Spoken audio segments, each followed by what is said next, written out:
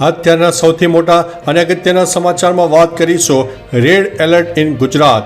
ગુજરાતમાં હાલ ચોમાસાની ત્રણ સિસ્ટમો એકસાથે સક્રિય થઈ છે, જેના કારણે દક્ષિણ ગુજરાતમાં અતિ ભારે વરસાદ વરસી રહ્યો છે. હવે હવામાન વિભાગ દ્વારા આગામી 5 દિવસ વરસાદની આગાહી કરવામાં આવી છે. એવામાં આજે દક્ષિણ ગુજરાત અને સૌરાષ્ટ્રમાં અતિ ભારે વરસાદ વરસી શકે છે. આજે 17 જુલાઈ ઓરેન્જ એલર્ટ ક્યાં છે? તો પોરબંદર, દ્વારકા, રાજકોટ, જૂનાગઢ, સુરત, નવસારી, વલસાડ અને પંચમહાલમાં ઓરેન્જ એલર્ટ આપી દેવામાં આવ્યું છે. બાકી અન્ય વિસ્તારોમાં છૂટોછવાયો વરસાદ થઈ શકે છે.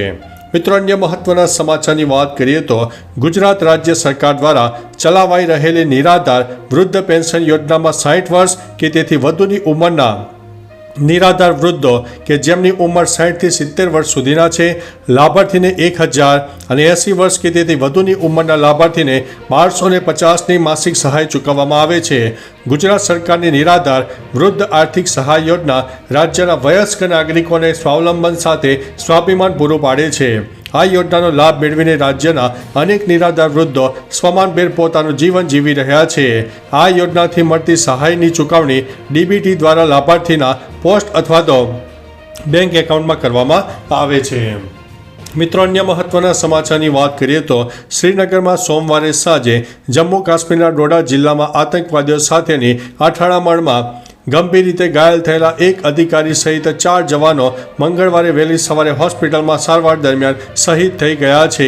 આ અથડામણ ત્યારે થઈ જ્યારે રાષ્ટ્રીય રાઇફલ્સ અને જમ્મુ અને કાશ્મીર પોલીસના સ્પેશિયલ ઓપરેશન ગ્રુપ એટલે કે એસઓજીના જવાનોએ સોમવારે મોડી રાતે ડોડા શહેરથી લગભગ 55 કિલોમીટર દૂર દેસા જંગલ વિસ્તારમાં ધારી ગોટે ઉરારબાગી ઉપર હુમલો કર્યો હતો. સાંજે સંયુક્ત સર્ચ ઓપરેશન શરૂ કરવામાં આવ્યું હતું. મિત્રો, અન્ય મહત્વના સમાચારની વાત કરીએ તો સાબરકાંઠામાં તાવ અને ફ્લૂ જેવા લક્ષણો બાદ ચાંદીપુરા વાયરસને કારણે રાજ્યમાં છેલ્લા 5 દિવસમાં 6 બાળકોએ જીવ ગુમાવ્યો છે. સોમવારે રાજ્યભરમાંથી આ રોગથી પ્રભાવિત બાળકોની કુલ સંખ્યા વધીને 12 થઈ ગઈ છે. ચાંદીપુરા વાયરસના લક્ષણો ફ્લૂ જેવા હોય છે. તે તીવ્ર એન્સેફાલિટીસ એટલે કે મગજની બળતરાનું પણ કારણ હોય છે. આ પેથેજોન રાબડો વિરેડે પરિવારના વેસિક્યુલો વાયરસ જીનસનો સભ્ય છે. તે મચ્છર અને માખીઓ દ્વારા ફેલાય છે. પહેલો કેસ 1965માં મહારાષ્ટ્રમાં નોંધાયો હતો. ગુજરાતમાં દર વર્ષે આ વાયરસના કેસો નોંધાય છે. ભારત સિવાય આ વાયરસ એશિયા અને આફ્રિકાના કેટલાક અન્ય દેશોમાં પણ જોવા મળે છે. મિત્રો, અન્ય મહત્વના સમાચારની વાત કરીએ તો ગોમતીપુરમાં રહેતી અને બીકોમ સુધીનો અભ્યાસ કરેલી 23 વર્ષની પરિણીતાએ ગોમતીપુર પોલીસ સ્ટેશનમાં પાડોશમાં રહેતા યુવક સામે નોંધાવેલી ફરિયાદ પ્રમાણે મહિલાના વિસ્તારમાં જ 2 વર્ષ પહેલાં તેના લગ્ન થયા હતા. હાલમાં મહિલા સગર્ભા હોવાથી પિયરમાં રહેવા માટે આવી હતી. મહિલા બાથરૂમમાં સ્નાન કરવા માટે ગઈ. આ સમયે બાથરૂમની બારીમાંથી કોઈ તેનો વિડીયો ઉતારી રહ્યો હોવાનું યુવતીને ધ્યાને આવ્યું હતું, જેથી મહિલાએ બારીમાં જોતા પાડોશમાં આવેલી ચાલીમાં રહેતો યુવક દેખાયો હતો. મિત્રો, અન્ય મહત્વના સમાચારની વાત કરીએ તો વોશિંગ્ટનની અમેરિકાના પૂર્વ પ્રમુખ ડોનાલ્ડ ટ્રમ્પ પેન્સિલ્વાનિયામાં એક રેલીને જોરશોરથી સંબોધિત કરી રહ્યા હતા ત્યારે એક 20 વર્ષીય હુમલાખોરે તેઓની ઉપર ગોળી ચલાવી. તે પૈકી એક તેમના કાનના ઉપરના ભાગે છરકોર કરીને ચાલી ગઈ. પૂર્વ પ્રમુખ બચી ગયા. આ અંગે પ્રાપ્ત રિપોર્ટ પ્રમાણે ટ્રમ્પે પોતે જ કહ્યું હતું કે તેઓ પ્રવચન આપતા હતા ત્યારે અમેરિકામાં ગેરકાયદેસર ઘૂસી આવનારાઓ વિશે માહિતી આપતો એક ચાર્ટ મોટા સ્ક્રીન ઉપર દર્શાવવામાં આવ્યો હતો.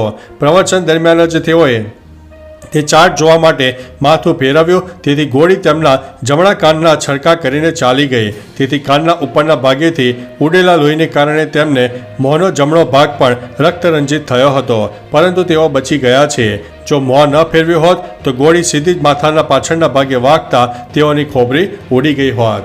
મિત્રો, અન્ય મહત્વના સમાચારની વાત કરીએ તો દક્ષિણ કોરિયાના મીડિયાએ દાવો કર્યો છે કે અમારા દેશની સિરિયલ અને અન્ય ડ્રામા જોવા બદલ ઉત્તર કોરિયાએ પોતાના જ દેશના 30 બાળકોની હત્યા કરાવી છે. ઉત્તર અને દક્ષિણ કોરિયા વચ્ચે વર્ષોથી વિવાદ ચાલી રહ્યો છે. એવા સમયે દક્ષિણ કોરિયન મીડિયાના આ દાવાથી બંને દેશો વચ્ચે રાજકારણ પણ ગરમાયું છે. મિત્રો, અન્ય મહત્વના સમાચારની વાત કરીએ તો ભારતના પાડોશી દેશ અફઘાનિસ્તાનના ભારે વરસાદ પડી રહ્યો છે, જેના કારણે પૂરની પરિસ્થિતિ સર્જાઈ છે. માહિતી અને સંસ્કૃતિ વિભાગના વડા કુરેશી બદલુએ જણાવ્યું છે કે જલાલાબાદ અને નાંગરહાર પ્રાંતના કેટલાક જિલ્લાઓમાં પવન સાથે પડેલા વરસાદને કારણે 35 લોકોના મોત થયા હતા અને 230થી વધુ લોકો ઈજાગ્રસ્ત થયા છે. મિત્રો, અન્ય મહત્વના સમાચારની વાત કરીએ તો વાઇબ્રન્ટ ગુજરાતમાં નગરપાલિકાઓની તિજોરી ખાલી ખમ થઈ ગઈ છે. રાજ્યની 107 નગરપાલિકાની દશા એવી છે કે ચીફ ઓફિસરથી લઈને રોજમદારો અથવા તો કાયમી કર્મચારીઓનો 3 મહિનાથી પગાર મળ્યો નથી. નગરપાલિકાઓએ નાણાકીય સદ્ધરતા ગુમાવી દીધી છે. પરિણામે સ્વભંડોળમાંથી પગાર ચૂકવવાના માટે પણ પૈસા નથી.